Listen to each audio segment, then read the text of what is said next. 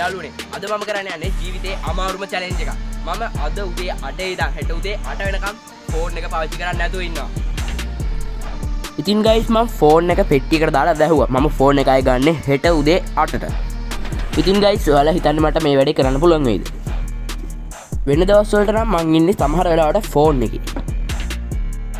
අද මට මොනවත් කරන්න බෑ. බලමු යාළුවනේ මේ පැය 24 ඇතුළත මට මොකක් වෙයිද කියලා. මම නැත්තම් මම අලුත් කෙනෙක් වෙයි. බලමු එහෙනම් අපි.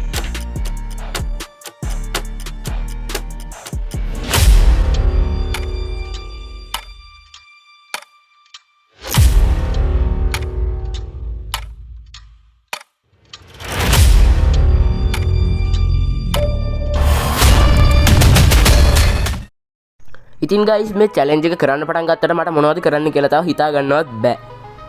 මම පැය භාගයක් විතර කල්පනා කරා මොකද කරන්න කියලා. ඉතින් ගයිස් පස්සේ මට හිතුණා පොතක් කියවන්න ඕන කියලා. ඉතින් මම පොතක් අරගෙන කියෙව්වා.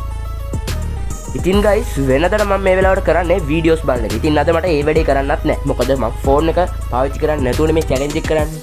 ඉතින් යාළුවනේ පොත කියවන්න ගත්තට මට ඒ වැඩේ නම් එච්චර සෙට් උන්නේ නැහැ. ඊට පස්සේ මම ඒ වැඩේ පැත්තකින් තියලා කාලෙකින් වත්තට ගියා. යාළුවනේ ඔයාලා විශ්වාස කරනවද වත්ත මන් නැතුව පාළුවෙන් හිටියා කියලා? ඉතින් මම වත්තේ තිබ්බ පොඩි පැලවකකට වතුර දැම්මා. ඉතින් යාළුවනේ මේකෙන් මට මාර සතුටක් ලැබුණේ. ඉතින් යාළුවනේ ෆෝන් එකට ඇතුණාම අපිට කරන්න කොච්චර වැඩ තියෙනවද කියලා මට දැන් තමයි තේරෙන්නේ.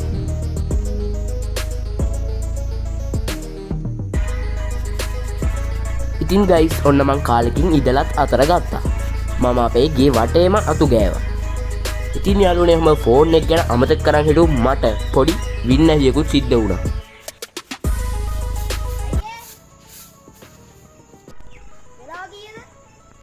වෙලාවල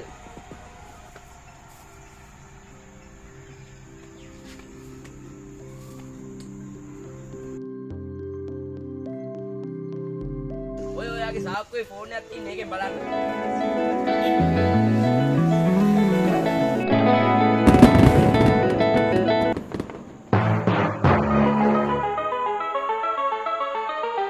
Few moments later.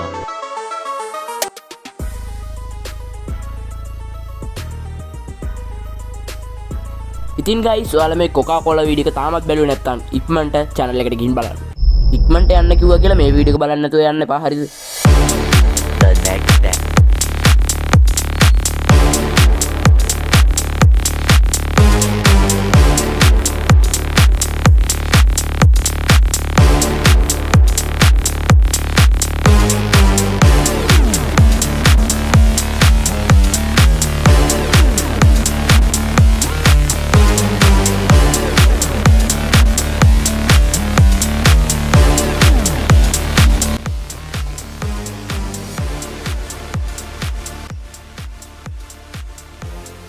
Oh my god. යාළුවනේ මේ පැය 24 ඇතුළත මම අපේ පවුලයත් එක්ක වැඩිපුර කතා කරා, පොත් කියෙව්වා, වත්තට ගියා, වත්තේ වැඩ කරා. ඉතින් මේක නම් මට මනසට මාර සතුටක් යාළුවනේ. ෆයිනලි මම ඒක කරා යාළුවනේ.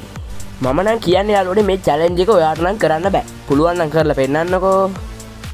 සබ්ස්ක්‍රයිබ් කරන්න.